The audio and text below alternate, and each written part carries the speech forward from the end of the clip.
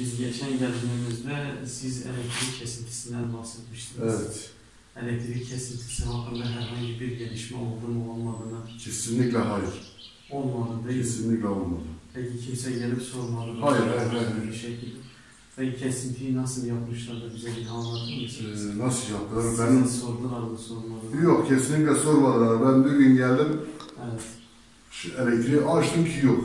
Evet. Sonra araştırdım ki TEDAŞ kesmiş. Evet. TEDAŞ müdür benim yanına gittik. Evet. İşte dedik neden dolayı kesmişsiniz? Dedi ki abonesi yok. Evet. Abone de ben bildiğim bileli dedemin anlattığına göre, milletin anlattığına göre hiç bunların aboneliği yok. Evet. Hiç kesintiyi de ben duymamışım. Evet. Şimdiye kadar Evet. yapılmamış. Kesinlikle yapılmamış. Peki kesinti yapmaya geldiklerinde sizi arayıp sordular mı? Hayır. Yok, hiçbir şey yok. Burada telefon numaranız olduğu Evet. halde Evet. size herhangi bir şekilde gelip şunu demediler. Biz elektriğinizi keseceğiz ve abonesi yoktur. Abonelik almanız şart gibi bir şey söylemediler değil mi? Hayır. Bununla alakalı herhangi bir bilginiz olmadı. Yok, Sizi olmadı. bilgilendirmediler. Yok.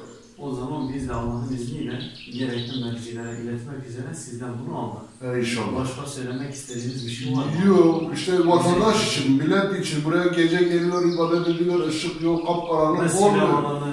Evet.